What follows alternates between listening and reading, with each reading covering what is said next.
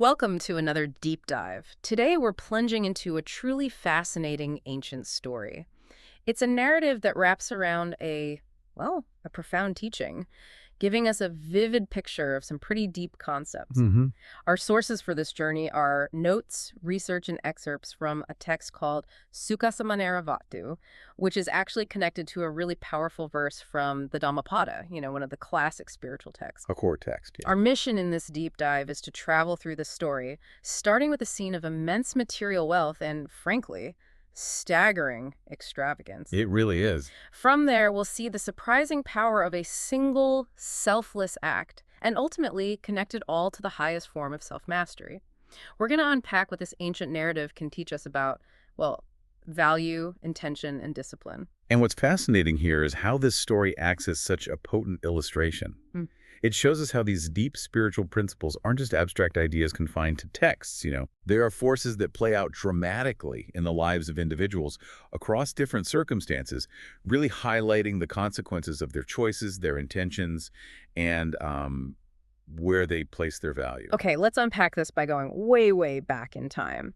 The origin of the story is in the time of the Buddha, and it's told in the famous Jetavana monastery. hmm While it ultimately concerns a young novice monk named Sukhasāmaṇera in the Buddha's time, the core narrative takes us back to the distant past, to a vibrant city called Barasosi. Right. And that's where we first meet a young man named Kumara, who is the son of a very wealthy Sethi, a chief merchant. So when his father passes away, the king recognizes Kumara's position and appoints him as the new Sethi. This is done with great respect, a lot of ceremony. He's inheriting not just wealth, but significant status. Yeah, a big deal. From this point on, he becomes known as Gandhasosi. So, as you'd expect, his storehouse keeper wants to show him the full extent of his inheritance. They open the doors to room after room, bringing out immense wealth. Gold, jewels, textiles, all accumulated by his father and generations of ancestors. Just piles of it. Looking at this vast fortune, Ganhasiya has a question, but it's a surprising one. He asks the storehouse keeper, did they take this wealth with them? And the storehouse keeper gives a truly profound, fundamental reply from the source material. No one takes wealth with them. Beings take only the good and bad deeds they have done. Classic teaching. It's a classic teaching about karma, absolutely. America. But what truly endures beyond this life. Now, here's where it gets really interesting and reveals Ganhasiya's misunderstanding.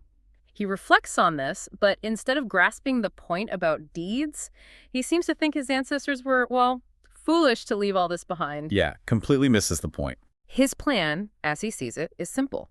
He will consume all of this wealth, and he will take it with him. Not by accumulating merit through giving, but by trying to use it all up. He focuses entirely on consumption. And to understand just how radically he misunderstood the storehouse keeper's point about what truly goes with you, let's look at what he poured his immense wealth into, things designed purely for immediate, fleeting physical pleasure, comfort, and status. Exactly. The source details expenses that are just mind-boggling. He spent $100,000, and we're talking presumably a unit of high-value wealth here, just to build a crystal bathhouse. A crystal bathhouse. Another $100,000 for a crystal bathing slab inside it, $100,000 for a sitting sofa, $100,000 for a food bowl, $100,000 for a pavilion in his dining area. That keeps going. Even $100,000 for the vessel to pour water into his food bowl. And get this, he spent $100,000 for a lion window in his house. Think about that, spending what must have been an absolute fortune just for a decorative window. It's incredible. It is. Beyond these incredibly expensive fixtures, he was also spending extravagantly on daily life. $1,000 for his morning meal every single day, and $1,000 for his evening meal daily. Every day. And for a special full moon day feast, he would spend a staggering $100,000. Wow. So imagine the scene on one of these full moon days. He spends that $100,000 just to decorate the city, beats a drum, announcing this incredible feast so everyone can come and watch him eat. Watch him eat, not participate, just watch. Huge crowds gather on multi-tiered stands, packed in just to witness this display of solo consumption. Ganhasiya goes through his ritual bathes, sits on his million-value furniture, and is served that $100,000 meal surrounded by dancing women. It's pure spectacle, a public spectacle of wealth used solely for personal indulgence. Now, into the scene of almost unbelievable abundance and self-focus steps a stark contrast. A simple village man who has come to the city with goods, he's brought wood and other things, and is staying with a friend. It happens to be that very full moon day. They hear the drum announcing Gantasihi's feast, the drum inviting everyone to watch him eat. Right. His friend asks if he's seen it before. The village man hasn't. So naturally, they go to watch. The crowd, as we heard, is immense, packed onto stands. As the village man stands there, smelling the incredibly rich 100-flavor food being served to Gantasihi, he develops an intense craving. Ah. Not for a meal or even a bowl of food generally, but for a single bite from that specific bowl of food that Gantasihi is eating. Oh, that's specific. His friend tells him straight up, look, this is Gantasihi. What you want is impossible to get. Pretty much, yeah. But the village man is overcome with this craving, this intense desire. He says he honestly feels like he won't survive if he doesn't get just that one bite. That's how strong it is. Oh. So, unable to talk him out of this desperate state, the friend tries something. He stands on the edge of the crowd, where perhaps Gantasihi might see him, and calls out 3 times, bowing deeply, "I pay homage to you, master." Trying to get his attention. Gantasihi hears this over the noise of the crowd and asks who it is. The friend explains the village man's intense craving for just one bite from that particular bowl and how desperate, how, close to death he feels. And Gantasi's response, again, reveals his mindset focused purely on material value. He says, a bite of this food is worth 100, even 200 pieces of wealth. He puts a price on it. Exactly. If I give to everyone who asks for free, what will I eat? He flat out refuses to give it freely. The friend pleads again, emphasizing the man's absolute desperation, saying he will die without it. Gantasihi makes an offer, but it comes at an astonishing price. He says the man can't get it for free, but if he works for 3 years in his house, serving him diligently, then he will give him that one bowl of food. 3 years. 3 years of labor for a single meal. Think about that for a second. It's staggering. The village man hears this offer, and despite the impossible cost, he agrees. So be it, he tells his friend.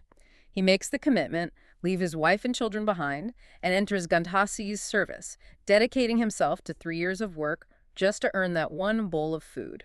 And the source highlights his incredible commitment and discipline. He worked diligently on all tasks assigned to him, whether inside the house or outside, day or night. His work was always completed, never neglected. He became known throughout the city by a name that starkly reflected his purpose and situation, Paccekabuddha, which translates roughly to the one who worked for food. Wow. After 3 long years, his overseer informs Gantasihi that Paccekabuddha's period of service is complete.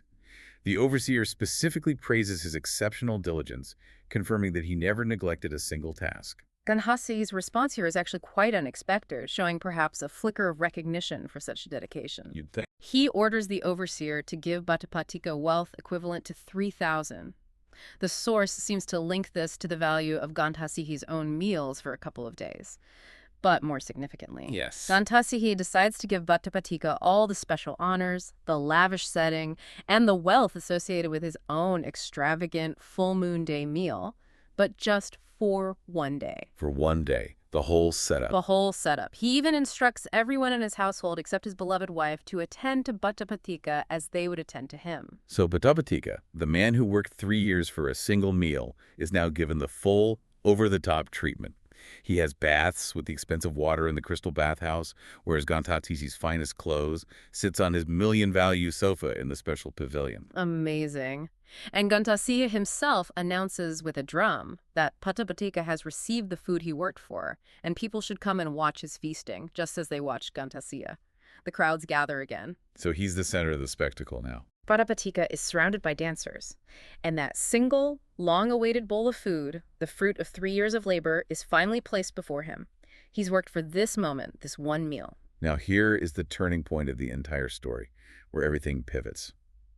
As Paccekabuddha is about to wash his hands and finally partake of this meal he sacrificed so much for, a Paccekabuddha appears. A Paccekabuddha, okay, remind us, that's a type of Buddha who has attained full enlightenment on their own. Right, but unlike a Samyaksambuddha like Gautama Buddha, they don't teach others. They live solitary lives.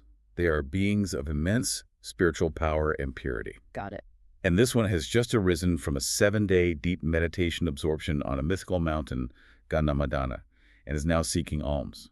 he sees Bhattacabhutta. Just happens to see him at this exact moment. The Paccekabuddha reflects, seeing Bhattacabhutta's underlying faith, but also understanding that even faithful people can struggle with generosity, He realizes Bhattacabhutta can give this meal, and that this single act will bring him immense prosperity. So the Paccekabuddha appears before him, not walking on the ground, but hovering in the air, signaling his extraordinary nature. Wow. Seeing this Holy One hovering before him, Bhattacabhutta has a profound moment of realization, powerful thought that cuts through his 3 years of craving and labor. What does he think?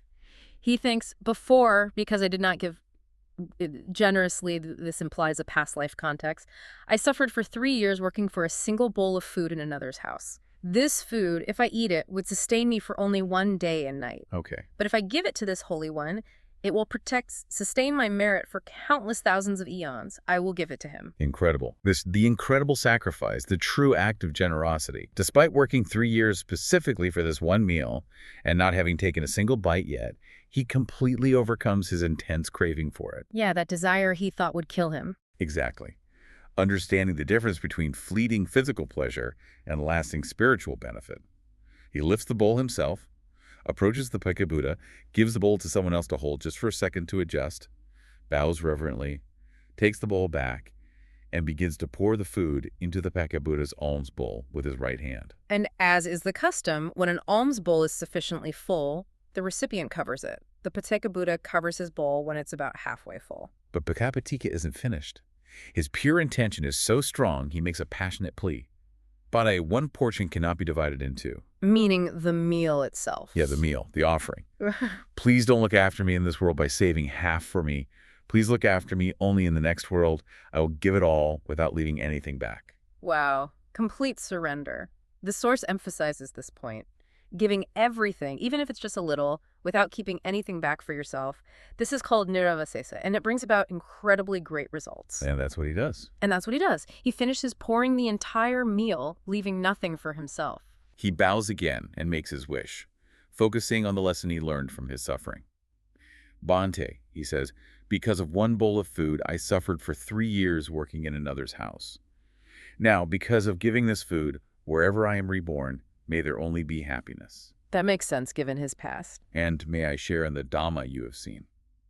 He is wishing not just for material comfort, but for spiritual attainment. That's key. The Paccekabuddha gives a blessing, confirming that his wishes will come true, comparing their fulfillment to a wish-fulfilling jewel and the full moon, and recites verses of affirmation. The Paccekabuddha then makes a resolution out of compassion that the crowd gathered to watch should continue seeing him hovering until he reaches Dhammapadaṭṭhakathā mountain again. So everyone sees this miracle. And he flies away through the air, visible to all. The crowd watches him go. And here is the utterly incredible, almost unbelievable result of that single, selfless donation given with such purity of intention. What happens? The Paccekabuddha goes back to Dhammapadaṭṭhakathā mountain and divides that single bowl of food among 500 other Paccekabuddhas who had also just arisen from their 7-day meditation absorption. 500. From one bowl. And the source says, astonishingly, that single bowl of food was sufficient for all 500 of them. Okay, the source notes that this ability to make a small amount of food suffice for many is one of the 4 unthinkable things, abilities that are beyond ordinary comprehension, part of the domain of Paccekabuddhas and Buddhas. So the crowd, having witnessed the Paccekabuddha fly away, somehow also witnesses or perceives this miraculous division of the food. They are overcome with awe and inspiration and erupt in thousands of shouts of sadhu. Sadhu, which means well done, or it is good. It's described as being like the sound of a thunderbolt. Wow. Back at the feast pavilion, Ganhasi hears this immense noise. His first thought, rooted in his own worldview of judging others by their wealth, is that the crowd must be mocking Bhattacabhutta, because he thinks the village man couldn't handle the temporary wealth and honor given to him. He sends messengers to find out what all the commotion is about. The messengers return and report the entire story. The arrival of the Paccekabuddha, Bhattacabhutthaka's incredible sacrifice, the wish, the blessing, the miraculous feeding of 500 holy beings. And they deliver a line that completely flips Ganhasi's understanding of wealth and value on its head. They say, Master, this is what it means to hold on to or truly gain and benefit from wealth. Hearing this, Ganhasi is filled with rapture, a deep emotional joy and inspiration. He thinks, oh, how difficult, how profound was the deed he did. I, despite having such immense wealth for so long, focused only on consuming it. I could not bring myself to give anything of real significance. A moment of real insight for him. He calls Papatika, confirms the astonishing story. Humbled and clearly deeply moved and inspired by Bhattapatika's act, Gandhasi gives him 1,000 pieces of wealth himself, a significant sum, and asks for a share in his merit. He wants some of that good karma. Bhattapattika agrees. Then, showing a truly radical transformation from his earlier extravagance and hoarding, Gandhasiri decides he doesn't want to keep his own immense fortune. He divides all his own wealth in half and gives half of it to Bhattapattika. Half. That's huge. Now, the source explains why this extraordinary result, receiving vast worldly wealth almost immediately in this very life, happened after giving away his only meal. Right, because normally results take time, maybe lifetimes. Exactly. It was due to the presence of what are called the four sampadas, or qualities perfections of an offering. Think of these like ingredients and conditions for a powerful spiritual or karmic reaction. Okay, let's break those down based on the source. First, vata sampada, the perfection of the object. This means the recipient of the offering is worthy, in this case, of Paccekabuddha, who had just risen from 7 days of deep meditation absorption, a field of immense merit. Extremely worthy. Right. Okay. Second is Pakaya Sampada, the perfection of the condition. The offering itself must be obtained righteously through honest means. And Bhattapika's meal wasn't stolen or gained through deceit. It was earned through 3 years of incredibly diligent, honest labor. So, check. Righteously earned. Third is Setana Sampada, the perfection of intention. The intention behind the giving is pure before, during, and after the act. And Bhattapatika's thought process, his conscious decision to prioritize future spiritual benefit over immediate physical craving, his overcoming of desire, and his passionate insistence on giving the entire meal, that's the purity and strength of intention, pure motive. Absolutely. And fourth is Gochirika Sampada, the perfection of excellence. This refers to the recipient's extraordinary qualities or state at the time of the offering. Right. The Paccekabuddha's profound state of having just emerged from deep meditation is that exceptional quality. So, because all four of these qualities were perfectly met simultaneously, a worthy recipient in an exceptional spiritual state, receiving an offering earned righteously, given with a profoundly pure and strong intention, the result was amplified immensely. Like hitting the karmic jackpot. The karmic fruit ripened instantly, manifesting as immense prosperity experienced in this very life. That's why he received wealth first from Gandhasya. Makes sense. And the story of his worldly success continues. Later, the king hears the entire astonishing story of Bhattapatika's sacrifice and its result. He calls Bhattapattika, also gives him 1,000 pieces of wealth, takes a share of the merit, is pleased, gives him even greater riches, More wealth. and appoints him to the prestigious position of Sethi himself. His name then becomes Bhattapatthakasya. He and Gandhasi, who was so inspired by him, become friends, eating and drinking together. The relationship transformed from master and servant to equals united by a shared understanding of true value. It's a nice touch. Bhattapatthakathā lives out his life filled with prosperity and joy. And because of the strength of his merit from that single powerful act of giving, he is reborn in the Deva realm, the heavenly realms, enjoying divine wealth for an incredibly long time, spanning a full Buddha interval. Okay, so that was his past life, a life that showed the dramatic results of disciplined labor and selfless giving, amplified by profound spiritual factors. Now, fast forward through countless lifetimes, back to the present Buddha's time. Right, the time of Sukhasāmaṇera. He is reborn in the city of Savatthi, this time into the family of an attendant of Venerable Sariputta, one of the Buddha's chief disciples, a master of wisdom. And interestingly, while his mother is pregnant with him, she has a specific recurring craving. She craves to feed Venerable Sariputta and 500 monks a 100-flavor meal, but not just serve it. Okay. She wants to be dressed in certain robes, holding a golden vessel, sitting at the edge of the seats where the monks are eating, and eating the leftovers of the monks. Eating the leftovers, that's unusual. It's a craving that subtly echoes his past life's intense desire for food and his eventual humble position, while now being linked to deep reverence for holy beings. Ah, interesting connection. She fulfills this craving, and it resolves her pregnancy discomfort. At his naming ceremony, the mother tells Venerable Sariputta that ever since her son was conceived, no suffering or discomfort has occurred in the house, a house that might have previously experienced hardship, perhaps due to previous karma. So a sign of his merit. Therefore, she says, His name should be Sukhakumara, which means Prince of Happiness or Ease.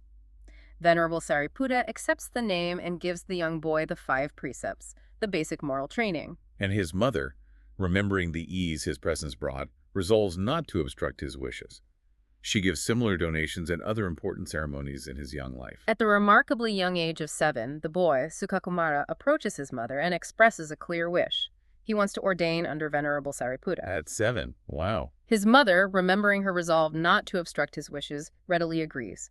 She invites Venerable Sariputta for a meal the next day and tells him she will bring her son that evening to ordain. So she keeps her promise. She gathers relatives, tells them they will do all the necessary things to mark the end of his lay life today, adorns him with great splendor and beauty one last time as a layman, and then takes him to the monastery and gives him into the care of Venerable Sariputta. Venerable Sariputta, seeing how young he is, but also his sincerity, warns the boy that ordination is difficult, asking if he can truly rejoice in this path of renunciation. A fair question. The boy confidently says he will follow all his instructions.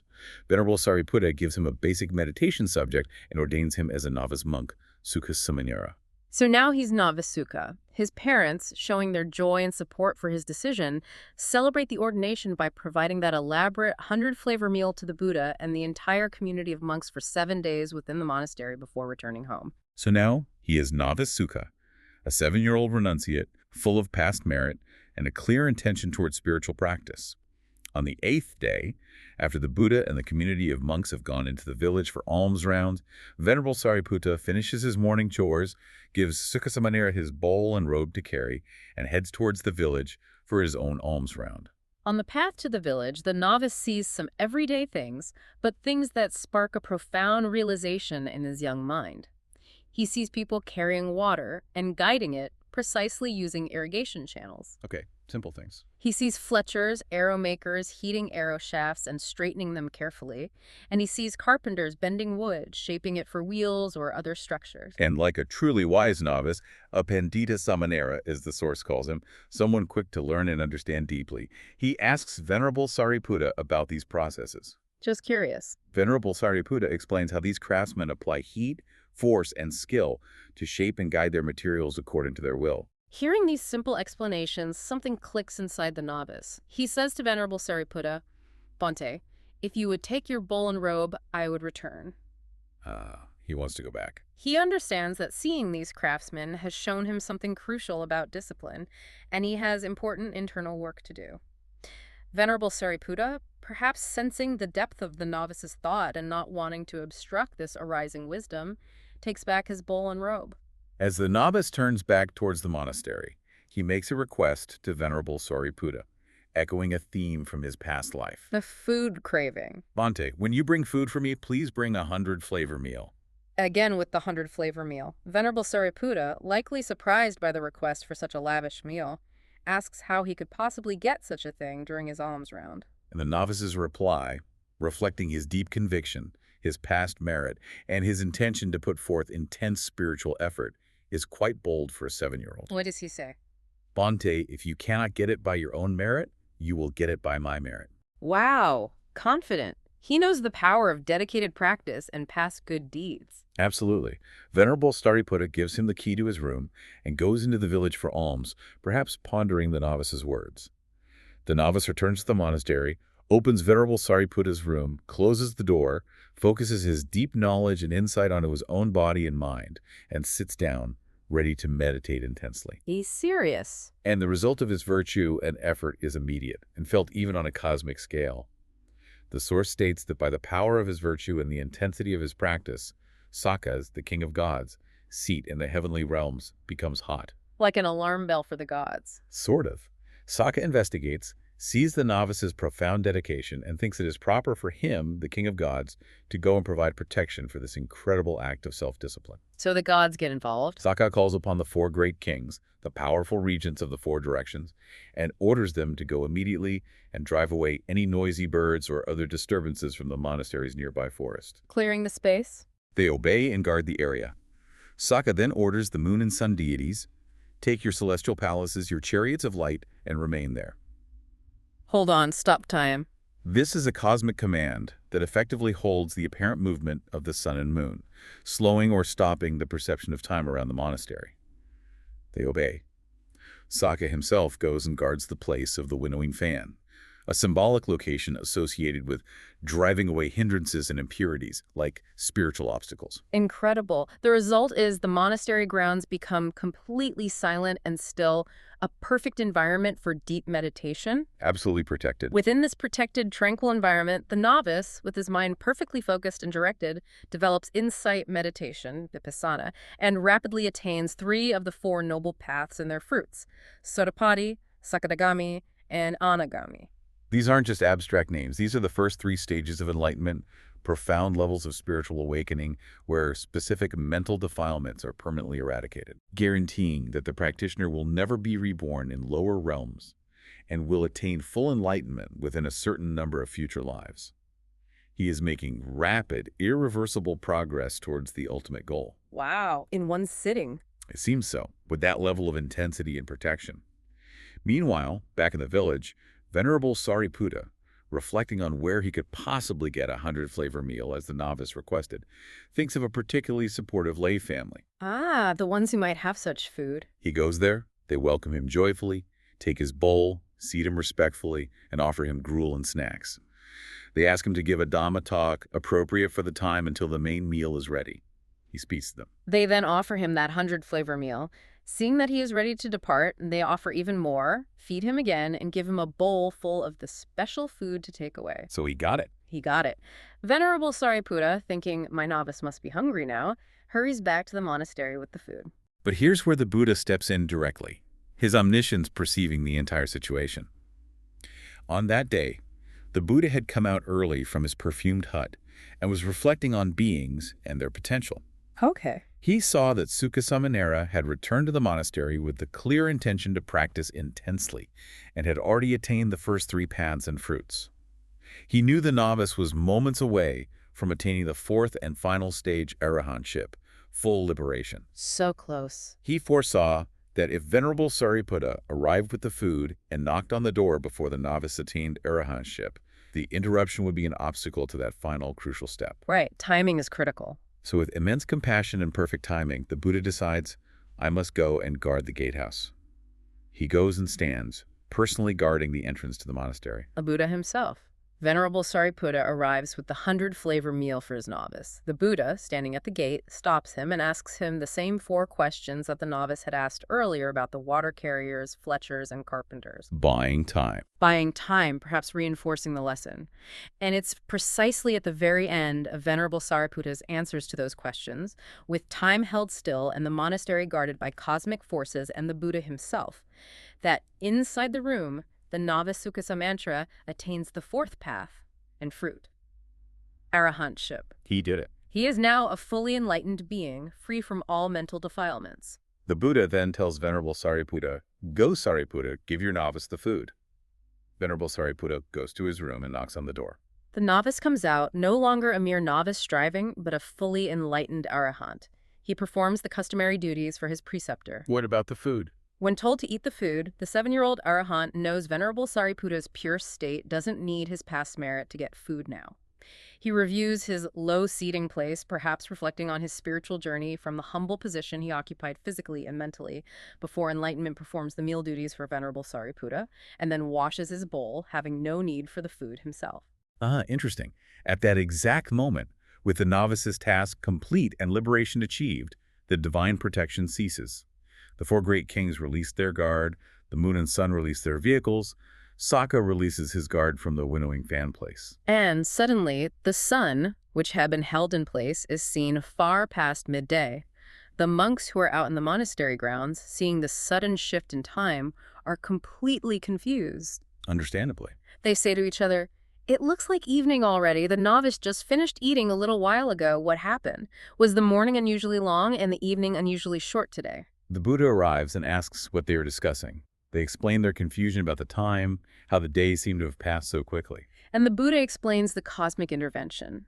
Bhikkhus, this is how it is. This is the power when meritorious beings practice ascetic discipline with such intensity. Today, the four great kings guarded all around. The moon and sun held their celestial vehicles. Sokha guarded the place of the winnowing fan, and I myself guarded the gatehouse. He tells them everything. He states explicitly, tying the novice's insight to his ultimate achievement. Today, Sukhasāmaṇera saw those who carry water with irrigation channels guiding the flow, fletchers straightening their arrow shafts, carpenters bending wood to shape it for wheels and other things. The things he saw on the path. And by applying that same kind of intentional focus and discipline to himself, to his own mind, he attained arahantship. And then, encapsulating the entire journey from seeing those craftsmen to achieving liberation, the Buddha speaks the verse that is linked to this story. Water carriers guide the water.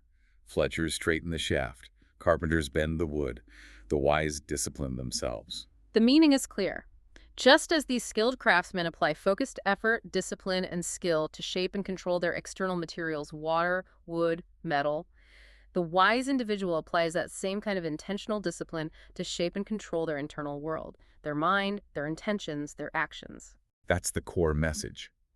The source notes that Subbata, translated here as wise or well-disciplined, also carries the sense of being easily advised or instructed, highlighting that receptiveness to teaching and guidance is key to this kind of self-mastery. Good point.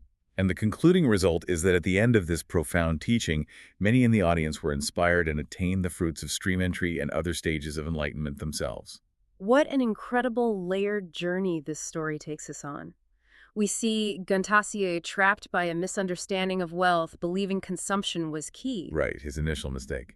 Then the village man, driven by a primal craving, undertaking immense physical discipline for 3 years for a single meal. The ultimate delayed gratification, almost. But it's his sudden, profound act of selfless giving, amplified by the perfect convergence of those 4 qualities.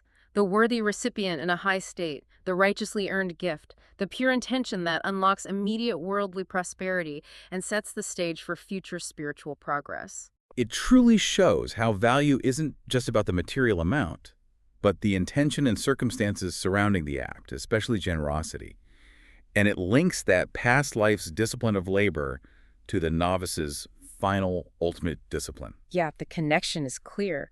The dedication of the laborer for 3 years for that meal, the intense focus of the 7-year-old novice in meditation, both required immense discipline, just like the craftsmen shaping their materials. And ultimately, the story culminates in that powerful verse, reminding us that the most important shaping, the most vital discipline, isn't over external objects or wealth, but over ourselves, our mind, our actions, our intentions. True mastery is self-mastery. This story really challenges our conventional ideas of success, wealth, and effort, doesn't it? It just makes you rethink things. It absolutely does, which raises an important question for us to consider. How does understanding these qualities that can amplify the result of generosity, or the profound discipline of self-mastery described in the verse, challenge our own modern ideas about what constitutes value? What leads to true success, and what the real path to well-being looks like? What aspect of your own self could you choose to shape with that kind of focused intention and dedication, like a craftsman shaping their most precious material? Something to really mull over. Thank you for joining us for this deep dive into a story of wealth, generosity, and ultimate self-mastery.